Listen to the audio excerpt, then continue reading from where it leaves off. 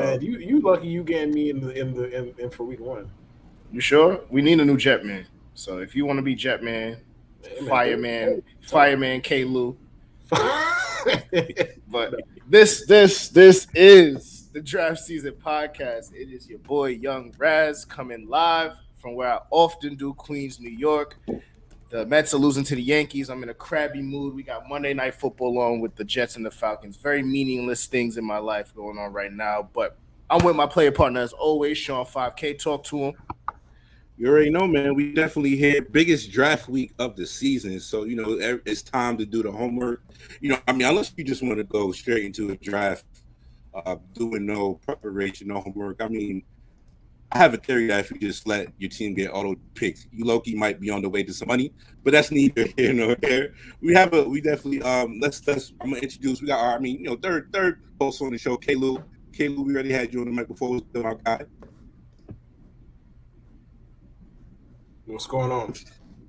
Hey, ain't a damn thing, brother. So we have a very special guest on the episode today. None other one of the best, fantasy accounts out here. A fellow shit poster himself. Definitely is gonna bombard you with a lot of good takes out there. We got the surgeon on the episode today. Kev, what's going on, my guy? I just said fucking on the last name, man. I'm sorry. No, I appreciate it. I told you guys I don't mind the last name botching or whatever, but yeah, Kevin Mahserjian. Yeah, thanks to all of you guys for having me on. I've never been on I don't think I've had 3 hosts at once. I've been on pause with like multiple guests, but this is new to me, so let's hope it goes well.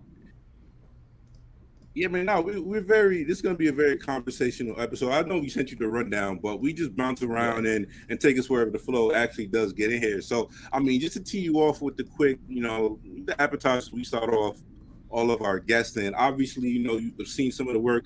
Definitely check out the pod. You got Operating Room.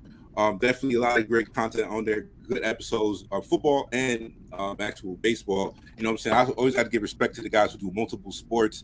In fantasy, it's a lot time sure when you do touch the mic that you know what you're talking about and you're actually prepared. But like I said, the episodes that we do set all of our guests up is earliest sports memory and like what was that first interaction and like when did you first start playing fantasy sports and when did that narcotic that we call it really get you addicted and all that good stuff. Yeah, so earliest sports memory, Lakers Nets finals. I think that was a sweep. That was good. My grandma came to America in 1980 and, Showtime right when she got here. She literally introduced me to sports like no other. My grandma. It was WWE and it was basketball. So literally Lakers, Raw, SmackDown, all of that I was watching growing up. Not to say I gave up on, but like wrestling kind of like high school-ish time, I stopped watching like religiously. Like after Eddie Guerrero died and all that, RIP, that's when I kind of lost the love for it. But basketball, I loved. But fantasy football was the first one. And, that was 2013. I think my homie was like, Kev, do you want to play a fantasy league with us? I'm like, what the hell is a fantasy league? And then he explained it to me and I was like, I'm in. This is like fantasy drafts in Madden and whatever. Because, like, I'd always make my own team on Madden 05, the one with Ray Lewis on the cover. I think that was my first one. And I was like, this is kind of a pseudo version of that where, like, the actual players have an impact on the scoring. So, I don't know. I played. I felt like I was pretty good. Played for a couple more years. And I ended up writing about it. And I ended up podcasting. And here I am. I don't know what you guys remember from that 2001 NBA Finals, man. I just fucking Shaq harassing whoever Todd McCullough is right now. Like I'll never. That's just like the main point that hops in my head. Yo, that picture with Shaq dunking on like the entire Nets team is one of the most iconic NBA pictures of all time. It's just 4 people just helpless as hell, and just Shaq just dunking the ball, and the rim is just halfway off and shit. Like it's fantastic. Fantastic image. Yeah, no. I mean, I was in LA. I've been in LA this whole time. I've lived through multiple dynasties and all that, and it's just been nonstop. But like the hate Shaq got when he left in 05, I'm around the Armenian community a lot because I'm Armenian, and like it like the love transferred all to Kobe at that time, and I felt like, I kind of not rooted against the Lakers, but I still rooted for Shaq, regardless of him leaving. That means you're a decent human. That's all that means. That visceral reaction that Shaq got. We're not gonna do this today because we'll bring you on for another episode. We're gonna get, because there's too much Laker vitriol I could get into. But your fantasy football origin story seems very wholesome. I think everybody else is born with pain. I started doing it because my pops was yelling about it, and I'm like, yo, what's got him so animated? And it's that watching football, knowing you are not in control of anything that's going on, but you are still screaming at the TV on top of your own rooting interests is what makes fantasy football so ridiculous. Yeah. I mean, I didn't have a team. I'm a Rams fan now, but I didn't have that. Fantasy football was kind of like the only thing I could latch onto, aside from USC football, which, as an alum and, my whole life I've been a USC fan just because local team and whatnot, but that was the only thing I had. So NFL wise, fantasy was the big draw to watch NFL games more thoroughly. Gotcha. I mean, it sounds like you came into a good situation. Not all of us are blessed to our sports teams to, be winners. So, shout out to grandma on that. You guys all Jets fans, or we got Caleb? No, I'm a Giants fan. They're Jets fans though. Yeah, I'm a Jets fan, unfortunately. Damn, my bad. Yeah. Well, Jets getting into it a little bit, just in terms of, it's a lot of stuff to cover today. But I love asking this question just because I saw a post. What was it? A guy, he was talking about get out of here with these keeper leagues, and there's a lot of weirdness when it comes to picking the format, and there's a lot of ways to play fantasy football. As long as you're not drafting kickers or defenses anymore, I'm a fan of however you choose to play anymore. It's 2022. Get the fuck rid of the kickers and defenses.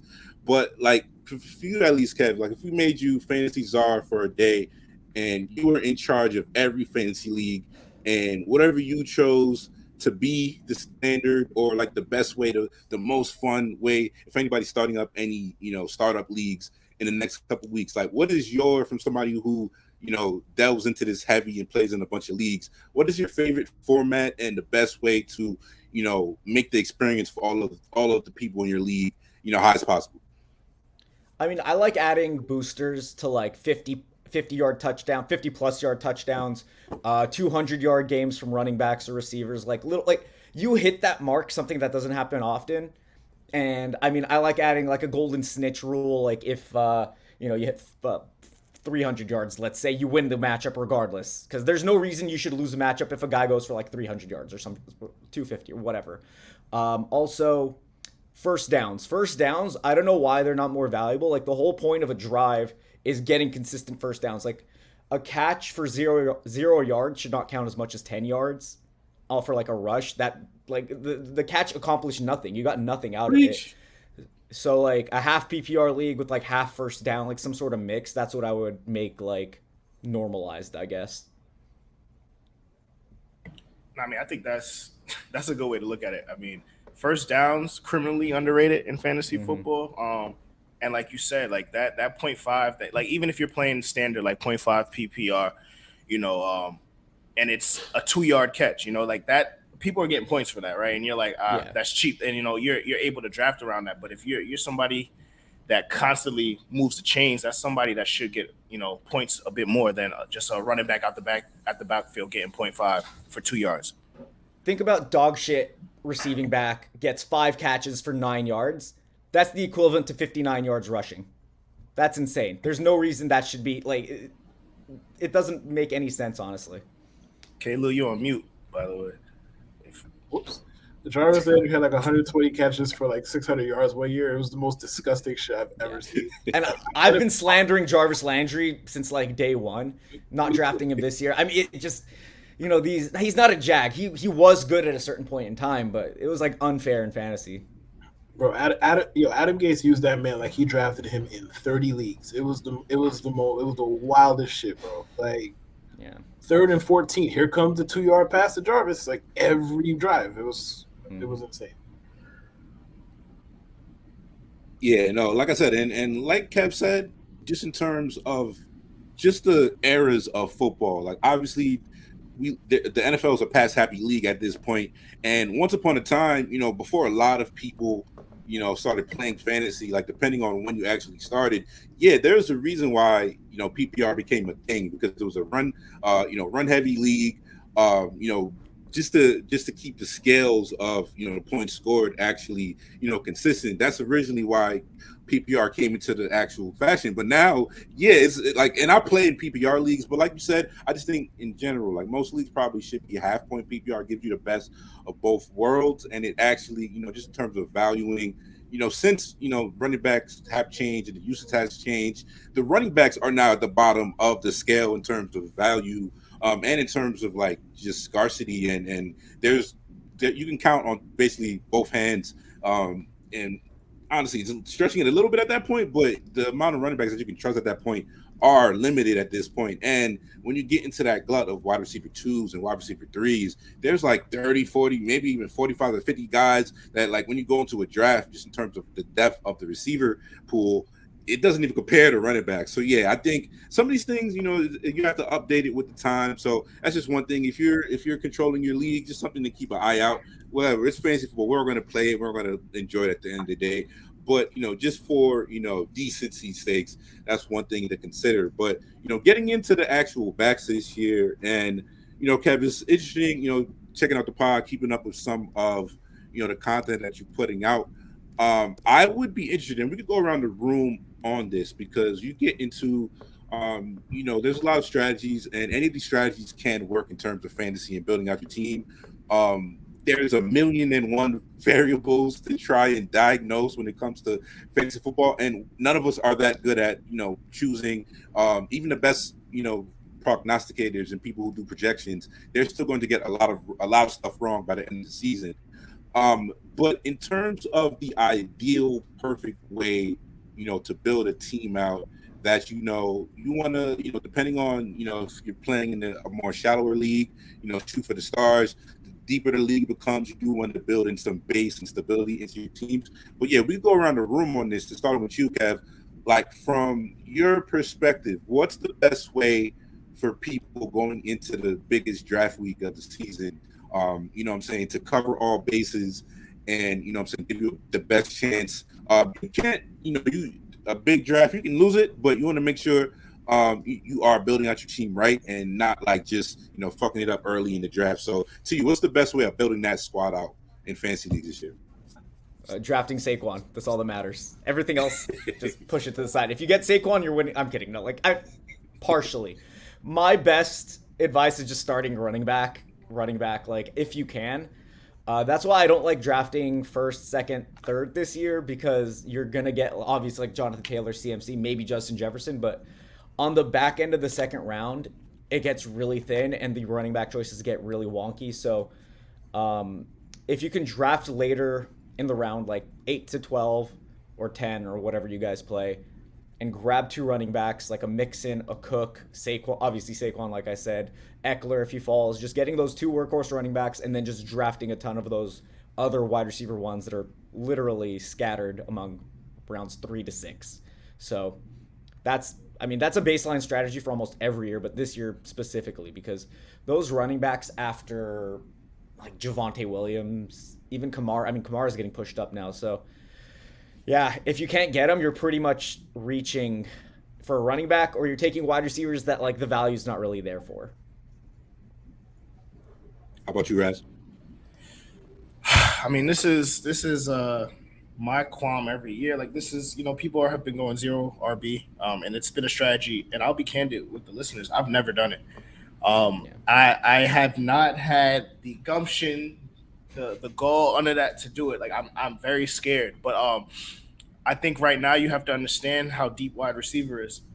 And I think that's kind of where I'm leaning towards, where in draft, like, wide receiver is so deep. If I think that, the running back run is over after a certain point, I may have to grab my running backs early just to make sure I'm good there. Because once you start now trying to plug in, fringe RB2s as your actual RB2, you're kind of in trouble. Yeah.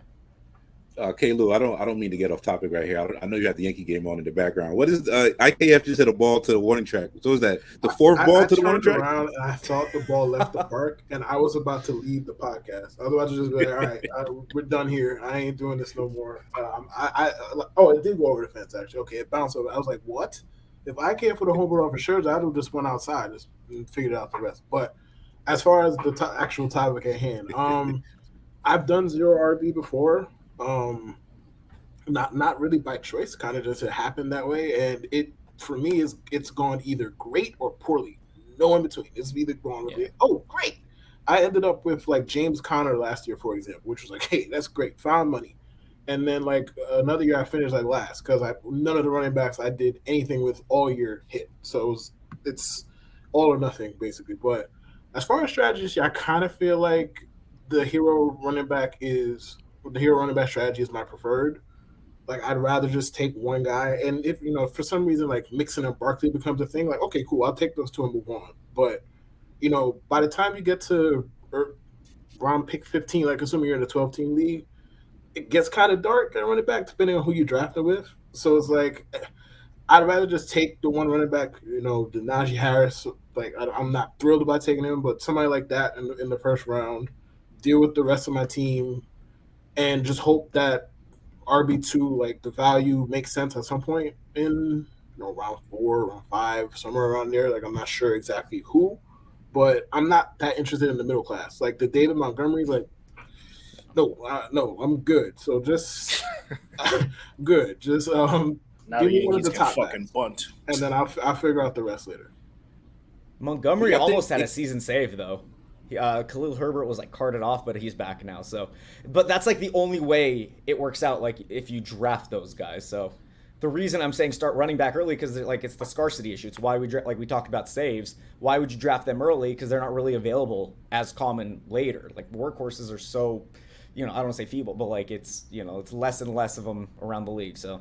That's the only reason I'd start RB, just to not worry about it later. Because even if you have one or two at least, like it's just a weight off your shoulders. You don't have to take that mediocre guy that you're banking on something else happening for. You're just taking it and taking really good players later, not worrying about lesser talents. So that's the only reason. You don't take a running back in the first 2 rounds. You feel like you're playing double dutch. It's like, all right, where do I go in? Where do I get in? Where do I get in? I don't want to do that. Like that's stressful. I'm good. Yeah, I had a bad experience. I drafted. This was like years ago, like half a decade plus. Like Dez and Demaryius Thomas in the first 2 rounds, and it was the year both got hurt. It was like Dez's foot blew up in like week 1. Demaryius, forgot what happened to. Oh, I think Peyton Manning died that year. That was like the neck year or something for him. I did that too. And I've just been scared off from it. I'm like, I have to start with one at least. Like if you get JTCMC, I'm fine going hero. If you're later in the draft, I'd take 2. That's just kind of how I'd roll. I mean, but you also now at this point too with running backs, going that trying to double up on running backs sometimes that early, you might be reaching on a running back that's going to be close to being over the hill with some of the usage that some of these guys get, right? Like, so you don't want to end up like me and drafting. What was son that used to play for the Cowboys and the Eagles? DeMarco Murray. I forgot. They ran him fresh into the ground. I think I had DeMarco Murray and Marshawn Lynch one year, the year like he was done. And you know how the season went. So oh no, the Jets are getting smoked up too. All right, let's dive right into. No, I think it's like finishing on the point, and like it really comes into one of those like format dependent, because going back to the PPR thing, if it's if you're going to go 0 RB in a PPR league, you probably can get away with it, because like I'm not sure of what you guys make of Chase Edmonds this year. Like even looking at like what he did in Arizona previously, but like if you can like get him in round, he's probably going like round like 8 or 9 off the top of my head ADP. So if you can get him and just slot him in as your RB2 at that point, like if you take one running back in your first like 7-8 rounds, you're probably in a pretty good position if you like have incredible receivers and an additional flex spot in there. So like I said, you want to make sure you know your format, because if it's half point PPR, going 0 RB, you might be setting yourself up for some depressing Sunday afternoons, especially once you do get into the actual just the injury portion of everybody getting hurt. But going on to the next topic, to discuss. And I think Kev, you brought up Saquon, and Kalu and I have had many of conversations about Saquon, positional value, all that good stuff. Saquon as a fantasy back is the upside there is running back one. But in general, as a larger point, because I have this just thought in my head about certain, when it comes to valuing injuries, and it's football, anybody can get hurt at the end of the day. CMC has been basically off the field the last 2 years itself. When it comes to valuing these actual, I mean, and I guess it's just a football thing in general. When it comes to actually valuing or backs, or just players in general with a history of actual injuries, like how do you guys go about that risk, ascertaining that risk aspect when you're picking guys? Because to a point, you can make the same argument about CMC. He's basically gotten comfortable and gotten cozy around like basically one of the second or third pick in drafts this year. You got guys like obviously Saquon, but there's also the guys fresh off injuries like Cam Akers, J.K. Dobbins. How are you approaching that, or is it just plainly stay away? Is this for me? Yeah, go ahead. I teed you up for that one. Go ahead, bro. Okay, my bad. Yeah, no. So, I mean, I follow a lot of smart, I know my shit says roto-surgeon, but I'm not an actual doctor. But I follow a lot of, medically licensed people. I read, Virginia Zakas on The Athletic. I read a lot of smarter people than me who actually know about this medical stuff. And kind of, I aggregated, I use my brain power a little to... Yeah. It's just you take bits and pieces. You're like, okay, the majority seems to feel this way about this injury and this way about another. So it's like ACLs. An ACL tear in a skill player, like a running back, a wide receiver, you basically want to avoid them the first year that they return from. So Cortland Sutton last year, Odell a couple years ago, whomever else in recent history, whenever they tear their ACL, just avoid them the year after. There are success stories like Cooper Kupp, Jordy Nelson, but Jordy Nelson's was preseason, so you kind of have to take it all with a grain of salt. Achilles injuries, Cam Akers, James Robinson, whomever else. When have we really seen an Achilles success story? We haven't. Liz Frank injuries, Travis Etienne's injury. We've seen one, and it was Darren McFadden 5 years later. So it's very tough to kind of look at certain injuries and be optimistic, while others you're like, okay, I'm going to give a time frame. I'm going to give them a mulligan for year one. Year two, I'll buy in, and if they fail me then I'm out, because I know something, either their athleticism was drained or maybe they just weren't as good as I thought they were. For one example, this is just the last thing I'll say, and I'm talking a lot, but Jerry Jeudy, he suffered a high ankle sprain in week one after going for 72 yards in the first half. And then his season looked like crap after. He was just miserable. He got the targets, but he wasn't producing, no touchdowns. And from what I read, an in-season high ankle sprain from these people smarter than me, the guys with actual medical licenses, they linger. They don't really completely heal 100%. You need an off-season, you need real treatment, even though you don't need surgery, but you need time to heal. It's 6 to 8 weeks. Yeah, you could return to play, but you're not 100%. So I kind of take everything with a grain of salt. Some injuries I could forgive, some injuries I can't. Why do we forgive CMC's the last 2 years, but we can't forgive Saquon's? I know he tore his ACL, but Saquon, we knew he wasn't going to be good last year. And he still played more games than CMC. So it just doesn't add up what we forgive, what we don't sometimes. And yeah. I mean, I think the thing with CMC right now, and I know everybody, per the ADPs, people have forgiven, and it's I'm leery on just his injury ruining my season. I know if he's 100% and he's playing with Baker, who is going to be an upgrade at quarterback, and obviously CMC is going to. Yeah, it is. It is a crazy sentence to say, but I mean, it's the truth. But it's true. But I think Baker, has been playing with great backs as well for the majority of his career, most of it, I guess all of it. And Kareem Hunt was the player on that team that provided him kind of that pass catching back. CMC is way better than Kareem Hunt at that. With also being able to run it between the tackles. I think it's going to come down to how is Matt Rule going to use CMC this year? Is he the workhorse with the carries, or are we going to start splitting them out? Like, what are we doing with CMC to keep him healthy so that he is worthy of the pick he's going to get? I think with injuries as a whole, I care about them in two contexts. As Kev said, when a guy tears ACL, I'm just not gonna draft him unless the value is just too crazy for me to avoid. So that is one context. Two, like I could buy all right, Jerry Jeudy, sprained his ankle in week 5 and that fucked him up the rest of the season. Like I could. I'm good for that kind of excuse. I could buy that stuff. But generally, when I'm drafting, outside of that, I really just don't care.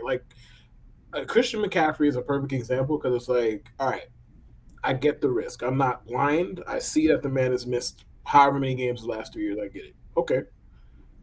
His upside is so much higher than everybody else that I'm good. I'll ignore it. Like if they were close, if McCaffrey's upside is let's say 28 points a game, and Jonathan Taylor's was 27. All right, fine.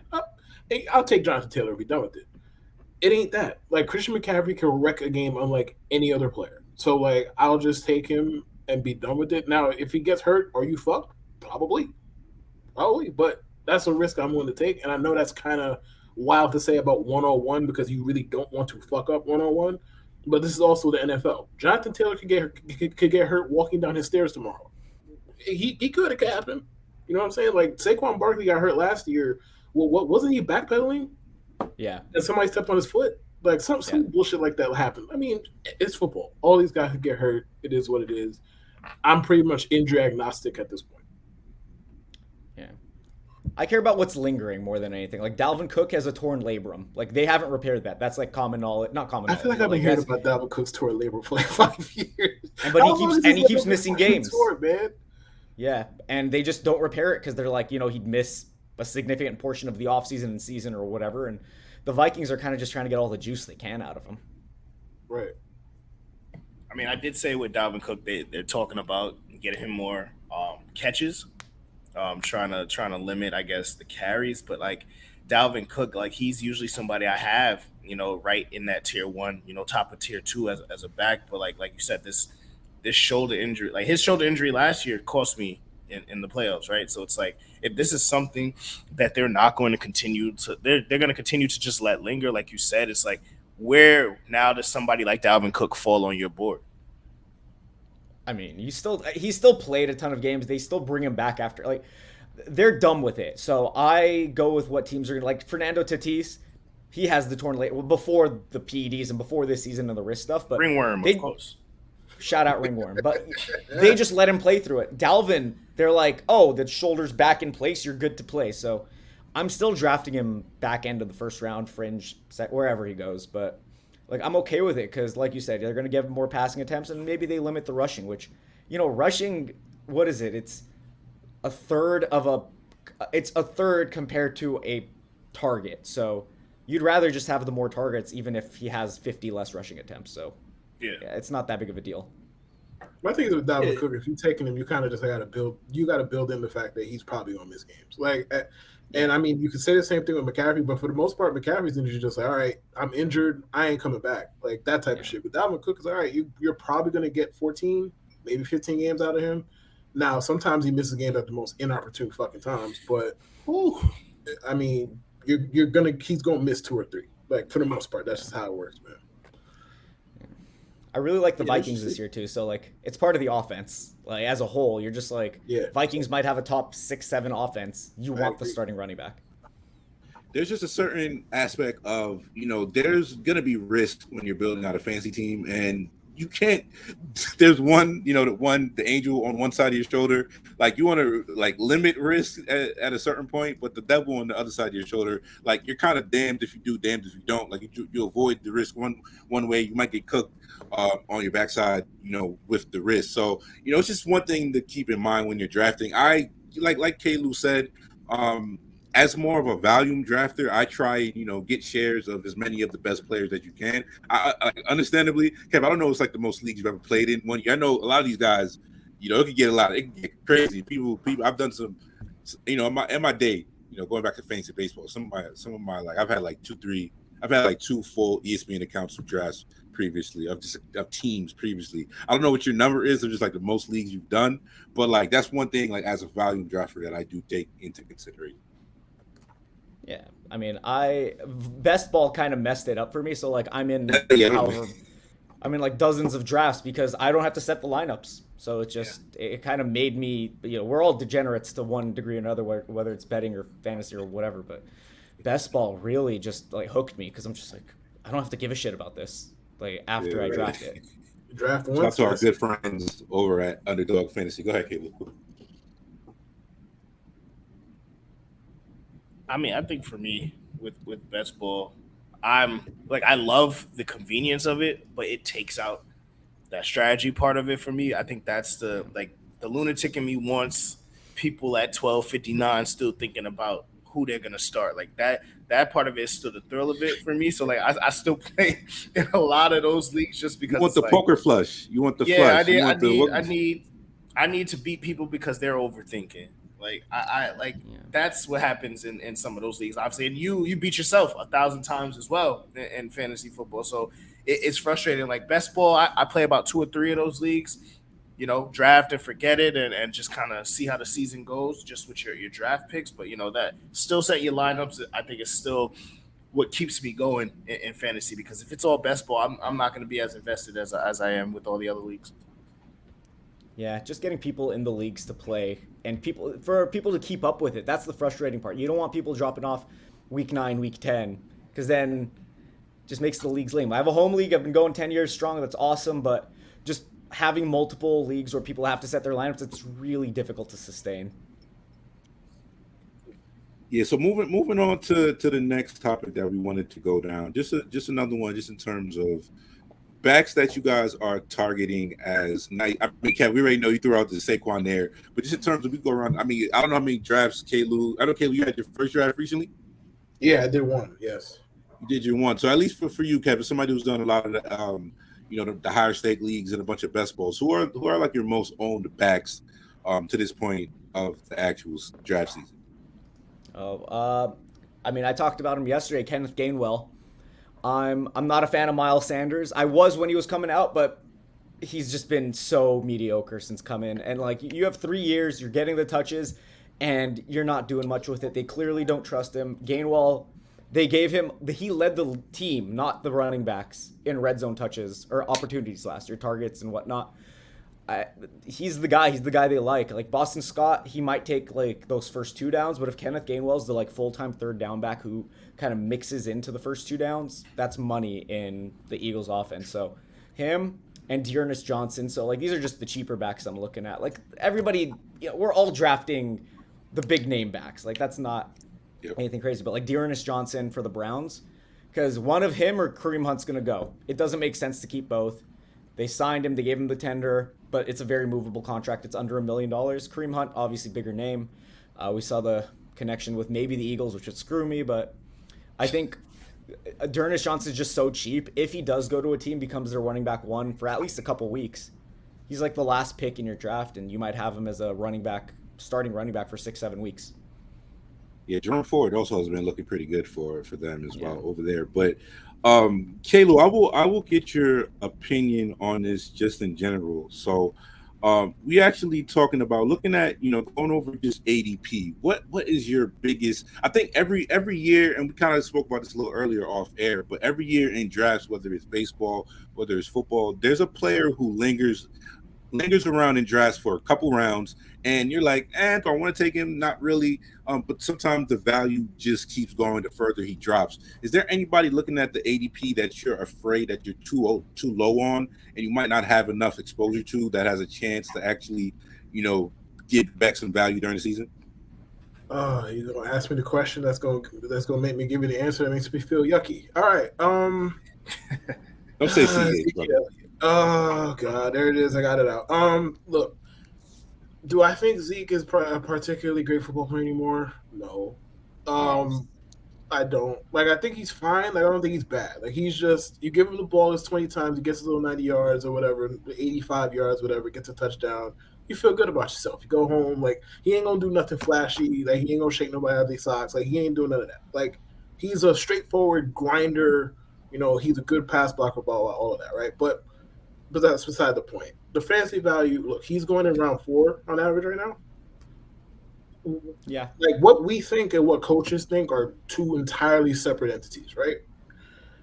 The Cowboys, for however many years since they've drafted him, have worshipped the fucking ground that Ezekiel Elliott walks on. They have told you this at every fucking turn. They gave him that ridiculous fucking contract. Like, they have told you at every turn, like, we love this guy. We want to kiss his feet. They've told you that at every turn. Look, he's going around 4. The Cowboys, I believe, are one of the highest paced offenses in the NFL last year. They should be one of the best offenses again in the NFL this year.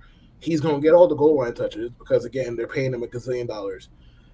Am I saying he's going to finish as RB5? No. Last year, before he tore his PCL, he was RB7, I believe he was.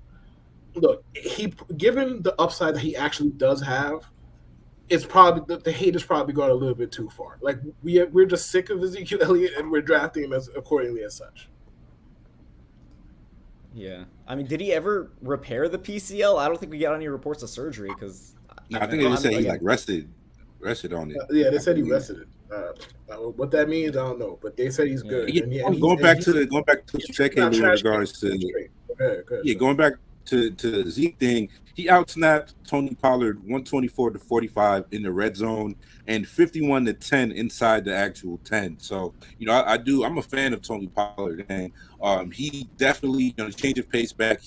I think he's more than just, a change of pace back. Is he probably, a full-time RB1, remains to be seen if he can really hold up that much. He's not a small guy either, but we have to see it before we can necessarily believe it. But he's a talented guy. But yeah, they're gonna, if he's getting that type of red zone work on an offense that we think even, without a clear number 2, with Gallup out, I think Dak is still gonna have that offense humming. And they're going to pass a lot. So I think they're going to, like you said, in the pace of Dak's going to play at. Raz, is there anybody that you're afraid that you're, a little too low on ADP wise? There's a bunch of running backs that have scared me. Right now, I think everybody in the San Francisco backfield it's just like, I don't know who the hell is going to start, right? And I think if it's, they say it's supposed to be, who is it? Elijah Mitchell is who we're thinking is going to be the running back there. Yep. He's not going super high in the draft, right? And I think, and when I see the opportunities to get him, I'm usually like, let me take a wide receiver there. But, in that offense, if Trey Lance, gets rolling and they're really, playing that RPO offense and moving the pocket and going downhill, if he's healthy, he's somebody that can, serve as your RB2 and really drive you to a strong season. Yeah, I mean, he's definitely the back. If you go back, trying to pull it up right here, but just in terms of Shanahan was in love with him, and he was getting a lot of just a snap share. I believe in the talent, and he was definitely one of those. After his incredible week 1 last season, he was one of like the biggest, waiver ads fab guys all last season. If you blew your fab on him, I think did he get hurt week 2? Was he like week 2 or week 3 when he did get hurt? Like immediately after you blew the bank on him. Yeah, immediately after, but just like his per week production was actually pretty high. I don't necessarily have any. I think he's a good back. I think he was also like I think top 4 in the league among running backs in yards after contact behind. I think it was behind like Chubb, Taylor, and Derrick Henry, I believe, something ridiculous like that. So he's a talented guy. Even going back to the one thing about him that is scary for Elijah Mitchell is it's always been the injury concerns with him. So he's another one of those guys to where when it's injuries year after year, going back to his college stuff, is definitely something to keep an eye out on. But I think at the price that he's actually going, from what I see right here, he is currently valued at pick 49 overall and RB21, around right above Josh Jacobs on the actual Fantasy Pros ADP. So I think if you just sound like the actual 49ers backfield is a pretty good one. If you like there's a couple of these backfields, and it's for me that to answer the question that I presented earlier. That question is, for the most of the draft that I did so far, it was the Seahawks backfield. Even as somebody who was a fan of Rashad Penny's talent throughout his career, it never really clicked until last season. And if you want to just target a backfield, and it's not necessarily a cuff because both of these guys are going to have value. Taking Elijah Mitchell, going back to that point, and whoever's going to be the second or third, if you want to like take two backs on one team and try and figure it out in mid-season, 49ers backfield is not a bad one. Going back to the Seahawks for me, though, I do think the Ken Walker actual hernia concerns, definitely drops him down. And he's somebody who, for long-term dynasty leagues, even though the Seahawks are just crazy. Like, it would not surprise me if Rashad Penny came out of this season with like a contract extension, and everybody who like drafted Ken Walker in dynasty drafts, rookie drafts this year is just like, damn, now we're stuck. And at least like the two-headed monster platoon type of situation. But yeah, that Seahawks backfield is just, I think even if they're going to be, really, really bad this year, I do think that backfield and just, Pete Carroll and his 1985 offense that he still wants to run, they are going to, they're going to, just in terms of volume, and I think even if it's a split of some sort, somebody from that backfield is going to give you week-to-week standalone value. So, it's a guessing game on that point.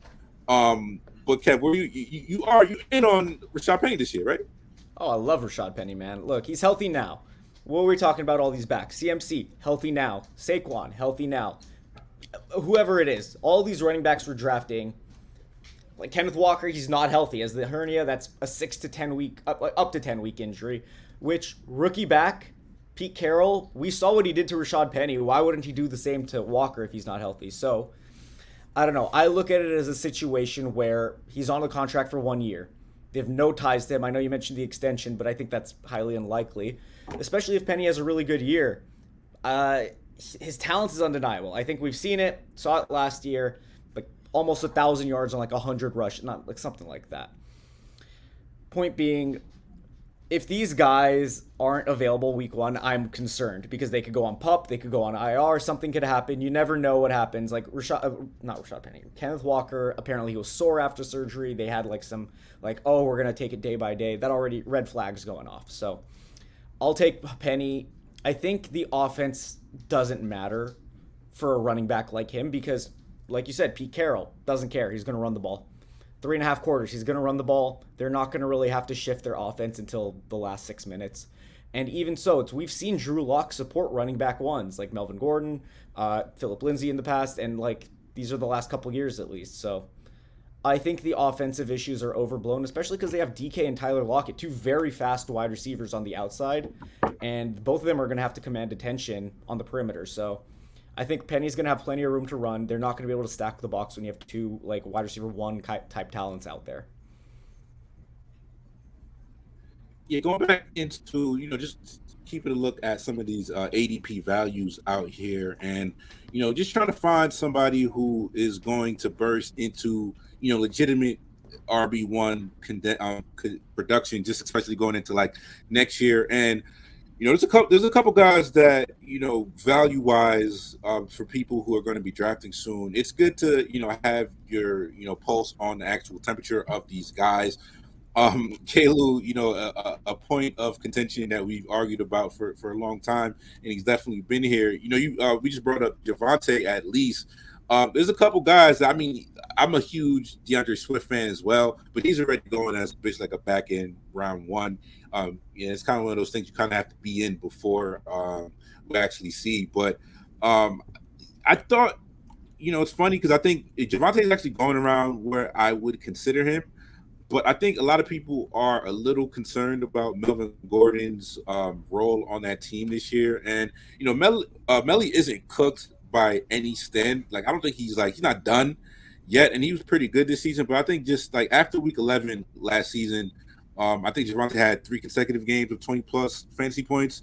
And if the split, I believe, looking at the volume off the top of my head, I think Denver had about over 400 rushes cumulatively as a team last season, and it was basically split, I think 2 or 3 between Melly and Javante. Now, just going about like just to get where you guys are at on Javante and just like the value and how aggressive would you be targeting him upcoming. But I think one thing, even though Melly has been a pretty effective running back um, in actual red zone area and on the goal line this year. So, and even going back to, I think they received, I have it right here. Yeah, they Williams cashed in on 3 of his 10 carries inside the opponent's 5 yard line, while Gordon Melly had 4 out of 11. So they literally split it down the middle this year. I'm not so convinced it's going to stay that way this year. And even speaking about Javante Williams as somebody who, even at North Carolina when he was sharing the backfield with Michael Carter, he was never a true. He wasn't getting like the Brees Hall workload at UNC. So, like, is he going to get a full like 275 plus touches? I don't know, but I don't necessarily think he might need it to really get to there. And also, he's not a zero in the passing game. I think he caught like 35, 40 catches off the top of my head. So, how aggressively are you guys targeting guys like DeAndre Swift or Javante Williams? It's kind of like the price that is baked in. You kind of have to be in or out by the time you're going to be on the clock. I think DeAndre Swift, I'm pretty comfortable taking. Now I understand the timeshare complaints or issues with him and Jamal, but man, Jamal Williams is not good. Like, are we really gonna do? Are we really gonna take DeAndre Swift off the field that much for Jamal? He's not that good. He's not. Great speeches. He gives great. That was an incredible speech. That was. No, he was. No, hey, if he wants to be a public speaker, be my guest. He'd probably be better at that than he is at playing running back. But he's not that good. He's a jag in every sense of the word. He's a fucking jag. We don't have to do this. But even if he does split, let's say it's a 60-40 kind of split. Look, man, have you watched Jared Goff play football? There isn't anything I love as much as Jared Goff loves checking the ball down, bro. There isn't anything I love that much. I love a lot of things, not much more than he loves that. So like he gonna get, if DeAndre plays his 16, 15 games, like he gonna get 4 or 5 catches a game. I feel pretty good about that.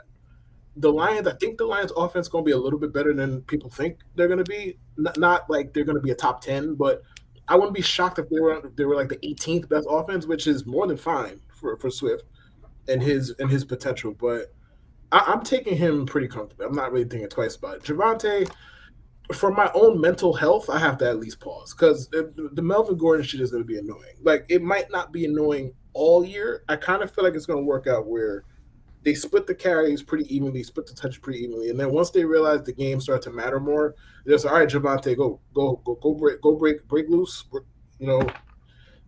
I think that's how it's going to go, but I'm not super comfortable with taking him because he's going in what, the early round 2, mid round 2, like pick 21 basically. Yeah, I'm not that comfortable taking him, but at the same time, look, if you're gonna play in the running back area at that point in the draft, like everybody comes with questions. Now his talent level is higher than most, so I'd rather just go with that, cross my fingers, and hope for the best. Yeah, I feel the same. I think with Javante, I was very, very, very, very, very high on him coming out of the draft. That's who I would have liked my team to have gone with. I mean, we went with his sidekick, but it is what it is. Javante and Melvin both kind of have similar skill sets to me, K-Lou. And I think Melvin has gotten a bit of a raw deal just in where he's been ostracized from in his different positions, his different teams. Obviously, Eckler and all those boys came in, so you had to roll with that. But I do think I'm nervous drafting Javante this year just because as much as I want to believe they're going to do the right thing and hand the ball over to the better player, I mean, Melvin Gordon always seems to show up at inopportune moments in some of these fantasy matchups for me. I just think, just in terms of the backfield, Melly had 8 touchdowns last year to Javante's 4. So I think, I don't know, that's going to be, it remains to be seen. New regime. Are they going to really want to establish Melvin Gordon as much? It came out of, I'm not big on, player quotes or just like, especially coach speak, But Melly said it himself. He was like, they want Javonte to be the guy. The writing is kind of on the wall, and even if we bake in, a 20 to 25% increase in touches for Javonte to where like he's around like let's say like 235, 240, I think that might be enough to get him at worst, in that back end RB1 territory. And I think he's kind of would be my best bet, to really establish himself as an RB1, going into actual fantasy drafts this season. But Kev, I did want to get your opinion on this because, without further ado, we buried the lead about 50 minutes into this actual episode. The content that everybody is coming here for, and that is the Antonio Gibson gate that is going on right now. Now, I mean, I think just in terms of talent-wise, Antonio Gibson is a very talented back. You want to talk about some of the more the actual intricate values of being a running back right now.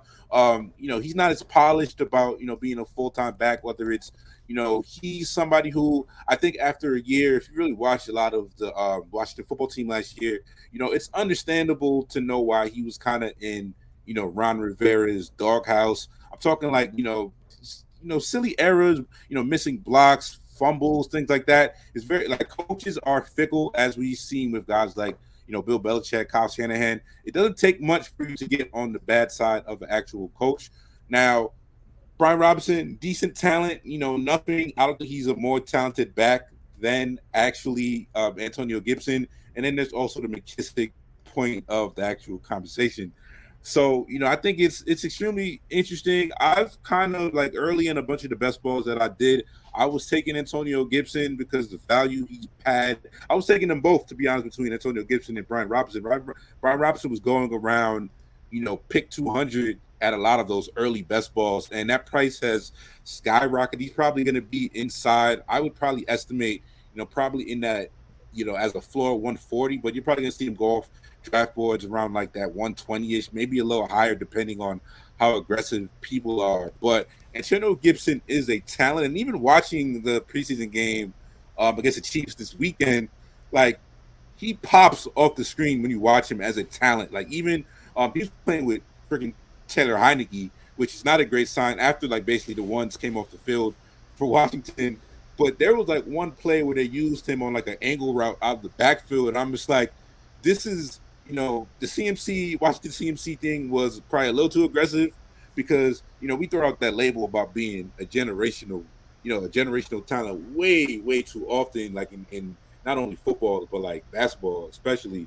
But CMC as a receiving back is literally generational. We're not like one of the best like college receiving backs possibly that we might ever see. Like there's no guarantee we see somebody as good of an actual receiving back out of the backfield as CMC within the next decade. Like maybe not.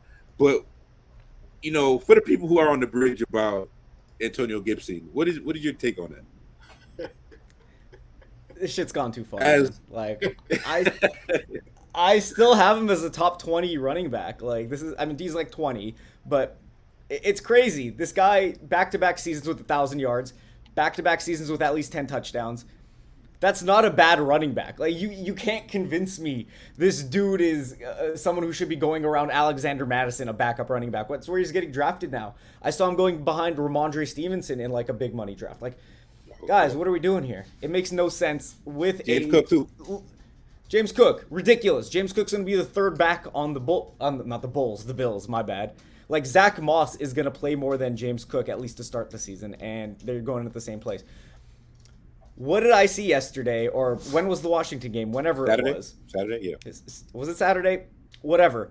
He led the team in targets, receiving yards, and receptions, and all they're talking about is, Brian Robinson started the game. Do you know how many games Mark Andrews started last year? 9. That's the number one tight end. Starting doesn't matter. Playing does. Touches matter. Touches year over year are sticky. He has 300 touches last year. You don't give bad players 300 touches, especially when they're in their second year. He had a fractured shin. We know this. Year one, he had 1,000 touches, 1,000 yards on 200 touches. Ridiculous. This man, like, through his first 2 years, he's comparable to Joe Mixon. And people are talking about him like he's small JP Ryan. It's ridiculous. I don't think he's CMC. I don't think he's DC CMC, whatever you want to call him. Obviously, that was ridiculous. Sorry, my dog's going crazy right now. But it's very much so a weird kind of like vengeance people have from last year. Like they drafted him second round, he let him down because he was hurt. Yet they kept playing him. They should have just IR'd him. I think everybody would have forgiven last year, but they kept playing him, kept giving him touches. It was like Sisyphus rolling the stone up the mountain, and it's just like it's not going to come to fruition. It just can't. That's not in the cards right now. He's had a full offseason to heal. He looks healthy, looks explosive. Yeah, his rushes haven't been super efficient, but he's having like 2 or 3 a game. You're not going to get a good sample of anything on 2 or 3 rushes a game. Again, like people are complaining like he doesn't have good vision, he doesn't have good this. It doesn't matter. Like when you're playing running back, all that matters is can you get me chunk yardage. Brian Robinson, I don't think he has had a play longer than 12, 15 yards. Like Gibson had more than that yesterday or the day before. So I think shit's gone too far. J.D. McKissick's going to play for sure, but he's missed a shit ton of time throughout his career. Brian Robinson, why didn't he play until his 5th-year season at Alabama? Was he just this hidden gem? He didn't matter until COVID struck and he was allowed a 5th season. There's no reason he should have been at Alabama last year. He should have been in the league. He would have been undrafted, but he would have been in the league. And we're talking about him like he's Zeke. But what do I know? I just think it's very much so frustrating that the pushback towards him. Like, if you want to drop him a little, that's fine, but don't talk about him like he's out of the league tomorrow. I'll let you guys pop in here real quick, but yeah, and like, because there's always an overcorrection, and that always builds one of the best buying opportunities in fantasy sports, period, not just fantasy football. Always trying to avoid whether it's like consensus takes or once a narrative builds, it's very hard to go against that narrative, especially when a lot of these big fantasy football accounts and the up and coming ones as well. There's a lot of regurgitation of just information and similar thought premises. What this reminds me of, and I'm not comparing them as talents, but this reminds me of last preseason, people fading Jamar Chase because he dropped a couple balls in preseason, and that was obvious by week 1. It was just like, what the hell are you guys talking about? Well, I mean, he told us he couldn't catch. He said he couldn't catch. He told us himself. He's like, yo, I can't catch these NFL footballs. They're different.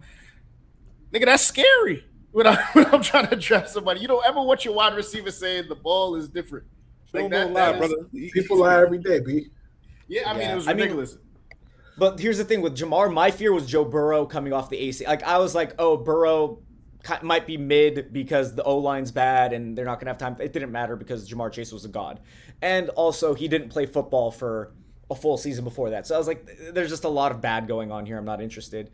But going back to preseason and struggles, Shohei Ohtani, not to go to a different sport, but his rookie year preseason, he had like a 9 ERA and a 100 average, and people were like, he's a bust.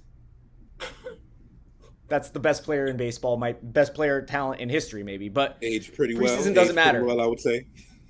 I would say so as well. But look at it as people are testing things out in preseason. Maybe they're testing him out to be used as more of a wide receiver this year, for Antonio Gibson at least. Look at Curtis Samuel last year. That's like maybe he plays that role. Curtis Samuel can't stay healthy.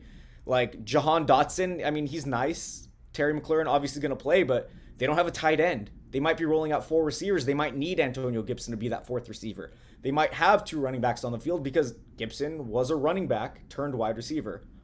Maybe they treat him more like a wide receiver this year with a fewer rushing touches and more targets. That's huge for fantasy. As I mentioned, a target's worth 3 times as much as a rush. So wherever you're getting him, it's a huge win. Like think about Cordero Patterson last year.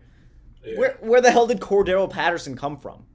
I was only 10 years too early on him, so right. Yeah, I was drafted like this out of Styles rookie year. Yeah, but you draft the talent. We know Antonio. No one's saying he's not talented. They're like, oh, he doesn't have a starting job. That doesn't matter. You could have a guy like Breece Hall's not going to have a starting job week 1. Michael Carter's going to have the job. He didn't look that good to get it today, but whatever. But I'd still bet on Breece Hall over Michael Carter long term. Nick Chubb. Carlos Hyde had the starting job for the first 6 weeks of his rookie year. Nick Chubb was bursting out on 60-yard runs every other game. And, I mean, that was Hugh Jackson's fault, but still. Overrate. Man, I was just... That was wild. But we overrate starting. starting doesn't matter. Most running backs, not most running backs, but like a lot of running backs in fantasy that matter sometimes don't start, at least to start the season. They just get the job as the year goes on. Eckler didn't start. Eckler was a backup running back for all those years, and That's true. Backup. I mean, it didn't matter because he's right. Yeah, I think in regards to like Antonio Gibson, one time, like, and like I said, you have to, especially it's another thing that pro tip when you're drafting, especially like depending on what format you're drafting on, the schedule, the pre-ranks, depending on the format, they affect the actual draft trends and where guys get drafted a lot. So like I've been doing drafts on like underdog a lot, and yeah, Antonio Gibson has fallen. I'm not exactly up to date with like the Yahoo and the ESPN and the NFL.com ADP ranks just yet, but yeah, if like he's falling and you can get him as like your flex and your RB3, like there's way more upside there than could possibly go wrong. Because even if they slash half of his touches, and he's only getting around like 185, 200, if there's still a lot of value, and that's pretty pessimistic, just in terms of returning his value there. So yeah, man, I'm with you on that, Kev. I'm probably gonna like be like targeting some late Antonio Gibson as just like the super gaudy, RB3, RB4 probably in some stack. So I mean, anybody else in terms of ADP that you guys have takes on? Raz, I mean, what else is sticking out to you? I do want to get to these rookie running backs in a second. But running backs wise, I think people have been trying to bury, Josh Jacobs for like 3 years now. I think he's another one who's volume wise. He's going to volume his way to a pretty good back. I don't think he's as bad as a back people think he is. I also think he can catch, so he does have 3 upside, ability. So that's another one. But who else sticks out to you, Raz, just in terms of the RB ADP? I mean, what sticks out to me in terms of where I just don't think I can go. And I know K-Lou being the biggest hater in the game, he's going to agree. CEH is someone who I was in a few drafts where I saw him get drafted, and I feel like I was watching the Chiefs the other day, and I'm like, is that fucking Ronald Jones? And I know at some point during this year, Ronald Jones is going to take over that job. Nah, Ronald Jones is a cut candidate, bro. He might not make that team. He's going to the Chargers, man. Nah, man, they can't cut him, man. They can't cut him. Nah, he's a cut candidate. CEH, man. He's a cut candidate, bro. I am so out on CEH right now that it doesn't. That's like, a tepid take, though, bro. Yeah, like I don't know if it's tepid. I don't need it to be hot. I need people to hear it. I need everybody. I need everybody to understand. Don't do it. I will never forget. I did a FFC draft his rookie season, and I sat there. It was like a $150 entry. I sat there and watched CH go 1 of 1, and I was just like, I'm like, yeah, people are fucking insane, bro. This is nuts. And I like CH coming out of LSU, but that was always bonkers. I was like, yo, y'all are fucking insane. Sometimes we can overrate situation a little bit too much. But yeah, how about you, Kaylu? Anything else? All right. Brees Hall's going basically like a back end RB2. And look, I get the pitfalls. Zach Wilson might suck. All right. The Jets are the Jets. I get all of that. Given the talent level and given the damn running back landscape, like I think all the avenues to him, shattering, returning extreme value on his ADP is easy. It's like, all right, the Jets tried to trade up in round 1 to get this guy. Now, don't get me wrong, that's fucking stupid, but that's not the point, all right? They tried to trade up in round 1 to get him. That's stupid. All right, they tried to trade up for this man twice, successfully doing it the second time. Bro, they did not get this man to do no fucking 53-47 with Michael Carter. They did not get him to do that. Like, he's going to get his 62% of the carries or whatever it is by the year end. Yeah, I know. September is going to be slow, okay? Like, September is going to be 50-50, whatever. He's going to get used to the game, then they're going to unleash him somewhere in October. Fine. Okay, September's going to be slow. Look, they didn't take him to split carries with Michael Carter.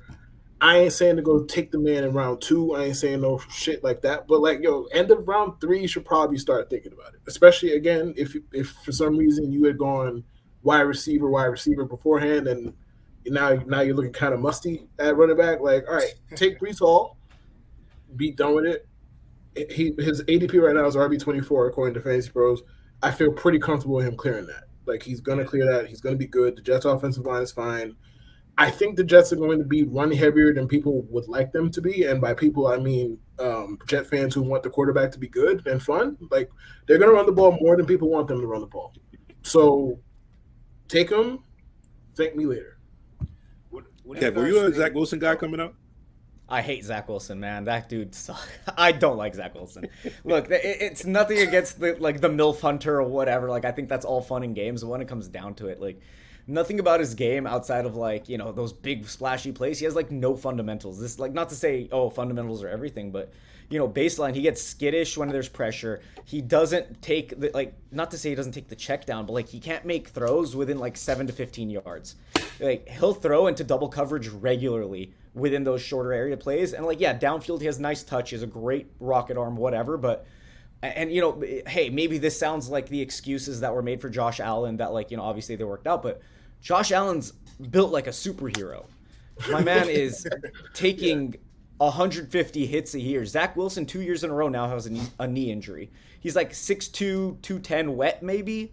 He's not a big guy. Whoa. He bulked up to like 217. You saw it. You saw it. Okay? Yeah. Respect him. I mean, we'll see. We'll see how he looks post knee injury. Look, the thing is, I don't trust him to lead an offense. I don't trust him to consistently get first downs. Can he make those big plays occasionally that, you know, score points? Absolutely. You guys have great weapons. The Elijah Moore, Garrett Wilson, even Corey Davis, very talented wide receivers across the board. Brees, Carter, like good old, actually, you know what, shout out to Brees Hall because, you know, you mentioned him, but getting Dwayne Brown at left tackle, and not to say it's an upgrade over Mekhi Becton, but I trust Dwayne Brown way more than Mekhi Becton. So going back to Brees Hall at least, I'm okay drafting him because I think the offensive line is more trustworthy now. They got Fant back at his natural position, but yeah, overall, I think they'll be fine with Flacco, honestly. I don't think it's going to be that bad. Flacco, yeah, that's the issue, look at it.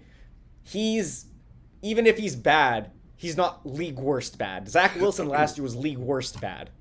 Bad Flacco's like the 20th or 22nd quarterback in the league because he can make those checkdowns. He can lead an offense down the field by relying on his weapons. Zach doesn't do that, or at least he hasn't shown that. And even in college, he didn't really do that. He just relied on the big plays and just being really athletic. But we'll see. I like the Jets' weapons. I like Elijah Moore. I like Brees Hall. I like Corey Davis even at value, but I think I'd be more comfortable if I knew Flacco was starting more of the year. As nasty as it is, like, it really can't be disputed right now that Joe Flacco's better for the fucking Jets wide receivers than Zach Wilson is. Maybe that changes. I'm not saying it can't change. I've seen stranger things happen, but right now, like, I feel more comfortable with Joe Flacco getting Elijah Moore the ball than Zach Wilson. I mean, look at Elijah Moore's numbers with Zach Wilson last year. Like, they stunk. Then they put Mike White in the lab. All of a sudden, Elijah Moore starts going crazy. Mike White's ass. Like, nobody likes Mike White, obviously. No. Mike White is, first of all, Jet legend. Let's not. I mean, the bar's in hell for that, though. Yeah. Of course. We won't besmirch his good name, but yes, he is pretty bad. And if Elijah Moore is able to get off with him, you know, Zach Wilson, we do have a problem. I do have a question for y'all though, just in terms of a running back tandem that is fucking with me in terms of, you know, what do you do there? Our good friend Aaron Jones and the AJ Dillon conundrum. What do we think of that situation? I think there's enough for both of them to eat, personally. I feel less confident taking Aaron Jones where he's going by the day, to be fair. But like, at this point, like, I stopped not listening to what Aaron Rodgers has to say. Well, football wise, once he said Devontae Adams was about to go crazy, and then he just went berserk. I was like, all right, I'm gonna just start anything Aaron Rodgers says as far as the Packers go. Like, okay, I'm listening. So he says he thinks AJ Dillon and Aaron Jones could both catch 50+ passes. Look, I think that's unlikely, to be fair here, but he's in charge though. Right. If that happens, like, I don't see where Aaron Jones is going as crazy as we thought he could, like catching 85 balls or some shit like that. I'm not sure he's going that crazy. Now, the Packers offense should be good. And I mean, the wide receiver core is what it is. We don't know what the fuck they're gonna do with it. Like Romeo Dubs is what the latest. What Jeff Janis? No disrespect to Romeo. No disrespect. That was disrespectful. That's disrespectful. No, I was joking. That's disrespectful.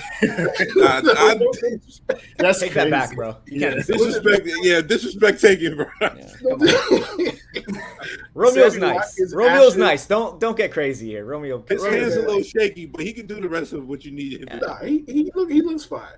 Sammy Watkins Ashes is one of their wide receivers right now. Alan Lazard.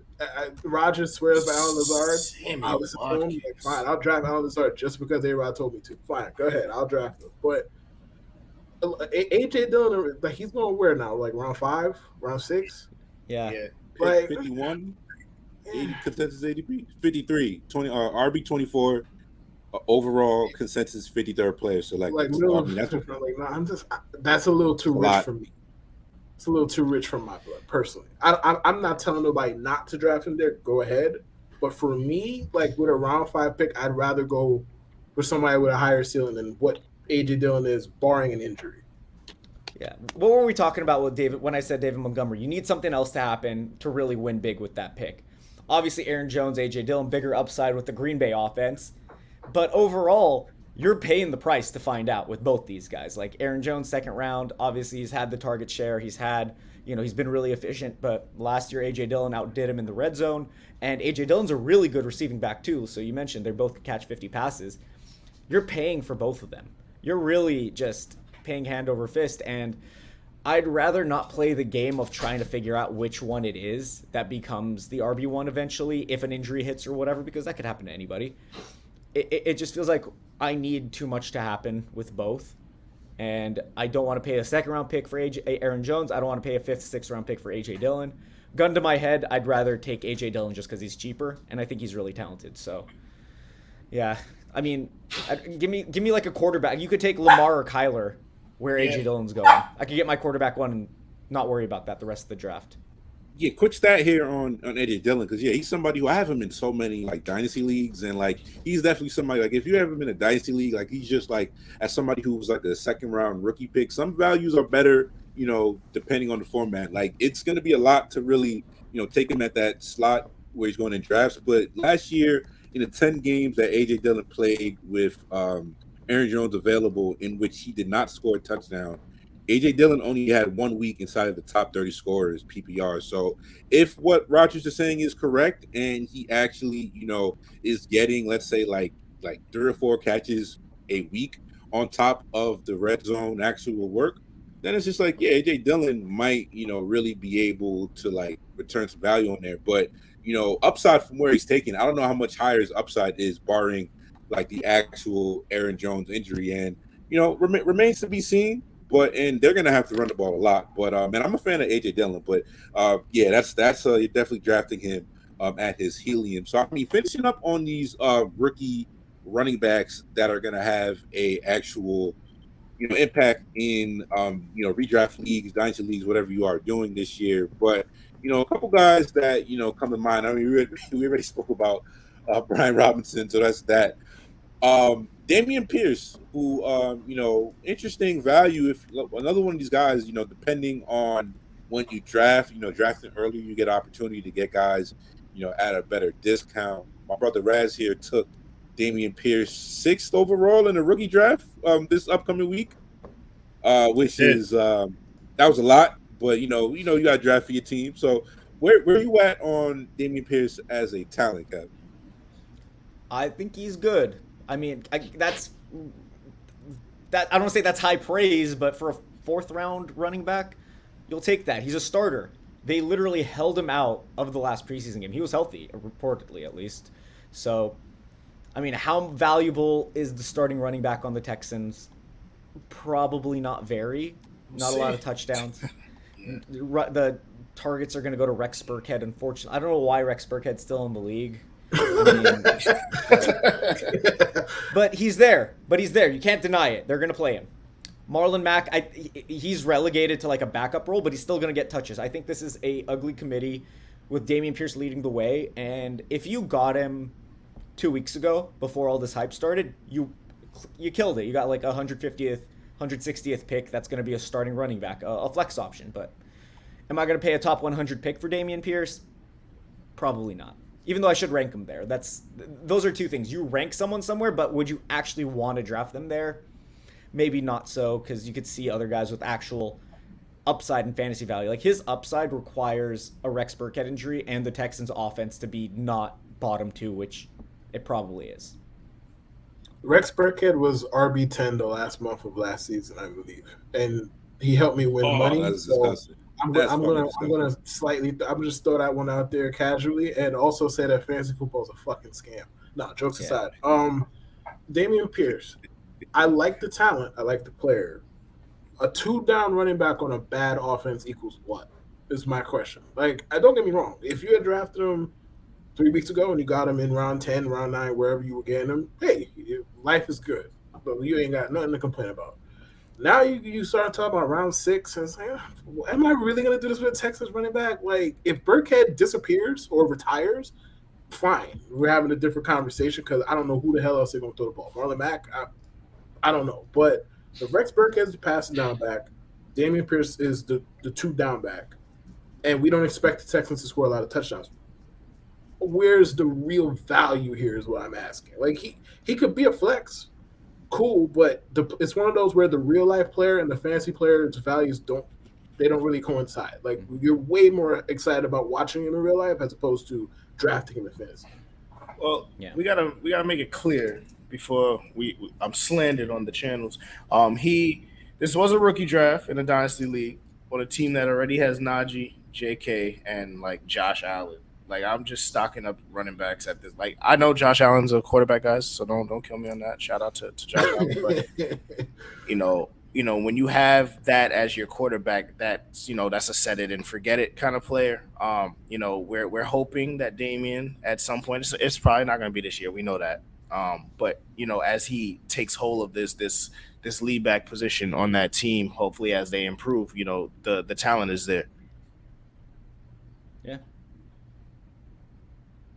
So, I mean, we could wrap up. Unless you guys, I mean, we could go around the table real quick. So, I mean, Raz, do you have any other the rookie running backs that you are interested in? Like I said, I know we mentioned Isaiah Pacheco, and he's another one of these guys who one of the biggest risers among the last 2 weeks. Some of it probably is just training camp hype. I do, like I said, going back to the conversation that we had about the Chiefs backfield. I mean, first things first, I do think Andy Reid is the type of coach that, like, if he thinks he's like actually his most explosive back at some point in the season, he's probably one of those guys who's like would be like, to hell with giving my shitty veteran additional touches if he thinks Isaiah Pacheco is that guy. He's talented. He's actually pretty damn fast. He's not bad division. He can be a little jumpy in his feet. Just in terms of his vision, he played on a really bad Rutgers team. So, I mean, I know life behind a horrible offensive line probably was not kind to him. Going up against, Big Ten defenses that were just, overpowering that line. But he's pretty good. He also has some receiving skills. But, like, yeah, some people are going to be taking it like a round 100 pick. So, I mean, top 100 pick. So, that's a lot to consider. I mean, I don't know if you're in or out on him, Kev, but like, yeah, I think it's one of those situations to where, if you got him cheap at the end of like rookie drafts, it's another one of these guys who are extremely good values. But yeah, paying the piper at that price is, kind of getting a little too cute probably at that point in the draft. But, like we said earlier, when people taking CH, number 1 a few years ago and as a consensus overall, first round pick, people can get, crazy when it comes to that Chiefs backfield. Yeah, I mean, look, I'd rather still have Rashad White than Isaiah Pacheco. And, nothing against Pacheco, but he's not even the third down back on the team. That's Jerick McKinnon's job. They started him over Pacheco in the last game. That's been the hierarchy. McKinnon, I'm not too high on, but he's the guy. That's where the job is. So Pacheco, I don't think he's going to get many touches to really start the season. You're going to have him kind of as a bench flyer, hoping for the playoff breakout. If something happens to CH, I know Raz didn't like CH. I think at ADP he's fine. He's still their 2-down back. He did have gallbladder surgery last year, which he lost 40 pounds or some shit. I know that's making excuses, but putting on weight like a month or two before the season is a lot harder than cutting weight. So I'm going to give him a mulligan. Yeah. I'm going to give him a mulligan. I think he could be like a 13 to 14 point per game guy. Where you're getting him in drafts is fine. Like him, Jacobs, Gibson, they're all kind of in the same bubble for me where they're going to be good RB2s with maybe RB1 upside if someone gets hurt. But overall, I don't really want Pacheco. McKinnon, he's going really late. Like if you want to take a shot at McKinnon, I'm fine with it. But I'm not going to, like you said, pay the piper for a guy who I don't think is a good runner, even though he's really athletic, but he's a really good pass catcher, credit to him. And, maybe next year. Maybe CH is gone next year and something happens. But right now, yeah, you're really going at it. He's better than Darwin Thompson. I don't like those comps, but I just don't think this year's his year. Because, those comps are so fucking lazy. Yeah, it's just stupid. It's funny. Like, I'm all for the jokes, but I'm not here for, like, actual, like, oh, he's Darwin Thompson, don't draft him. Like, draft him next year, not this year. How do we feel about so running back on the Falcons? I think we can't. I mean, obviously, yeah. I mean, I think obviously Corderella's there. The ageless wonder. But at some point, they're gonna have to start looking into their future with this roster during the year. So how do we feel about him getting potential touches in the Falcons offense? Honestly, why not? I mean, he seems like he's an average prospect. He ain't anything great. He ain't anything bad. Cordero is long in the tooth, as you mentioned. I don't who else on their team. Damian Williams is there. He'll fuck around and slide his way into like a month of productivity. It feels like that's predictable with Damian Williams, but I could see them bringing him along slowly, and like by November, like they start to give him more responsibility. Do I think he's going to have a lot of usefulness this year, barring injuries? Probably not. But could I see him being somebody next year where he finished like RB32 or something like that? Yeah, I could see him being a flex like next year. I can't really see a lot of usability for him this year. Yeah. Same boat. I'm not a big fan. I mean, you said average prospect. Athletically and like production wise, he has it. I mean, he wasn't going up against the best competition at BYU, and I don't know. I didn't see it. The numbers look good. He feels like Zach Mossy, where it's like maybe he's good at certain aspects, maybe he's good at blocking, but when it comes to translating to the NFL, Algier he's going to get the opportunities this year, just like Moss got the opportunities early. But that's a much worse offense down in Atlanta. They have Cordell, who's the locked-in starter outside of injury. I don't think they're going to lower his touch load at any point in the season. I mean, they're paying him, I think, and he's been good. So, yeah, Atlanta's weird because Ritter looks good, too. I think he's the rookie you'd be more interested in than Algier. Oh, yeah, of course. Yeah, for sure. Yeah, Algier, he was like I said, he was on that BYU team with Zach Wilson the year before. He's probably just like I said, average prospect is probably a little strong. I think he runs with, he probably has some power. He's one of those guys to where the upside really isn't that high. There's a world where he does get the actual, goal line work for that team, even though they were pretty, creative with how they used Cordero in that role in the red zone. But yeah, he's somebody who, I think at ADP value, he was going a little higher earlier in the summer. Actually, I think he's one of these guys that actually, came back down to earth. So I think, I don't hate the pick as a bench running back. Cordell Patterson has had, his issues just injury wise in the past before. So, someone like him getting hurt before wouldn't be too surprising. But yeah, he might also have his, Damon Williams also might be able to steal some work. It might just be a real nasty timeshare in general with Cordero being the most valuable guy. But yeah, man, that'll wrap us up. Raz, Kalu, do you guys have, we can finish this out. I don't know if you guys have any, bold predictions or for running backs or super, super deep sleepers that you guys have as we get on out of here. Draft Naheem Hines and PPR leagues. That is all. Do it that whatever you will. I'm a big fan of Hines, actually. I mean, this shouldn't have to be said. I've been in a few drafts where I don't think this player is going nearly as high as he should be, but still draft Nick Chubb. He's good at football. They're going to hand the ball off. Do not fall into the trends of letting a running back like that slip past you in that round. Yeah. Kev, man, yo, Is it my turn? Appreciate you. Yeah, I mean, you got one. You got a spicy take. You want to lead the people with, bro? Oh, I always got spicy takes, but I mean, I'd say you guys are saying targets, but man, I just would not be drafting Cam Akers this year, man. Like, I'm a Rams fan. I caped for him last year. I said everything I could in defense, but then he tears his Achilles. Obviously, he didn't look great at the end of the year, but I don't think he's gonna look much better. I don't think the explosiveness coming back. He's going to start, but you're mentioning Algier. We're mentioning all these backups. Just take Darrell Henderson later. Henderson was like a near RB1 when Akers was out before he got hurt. I understand has his injury issues, but they're like soft tissue and ankle.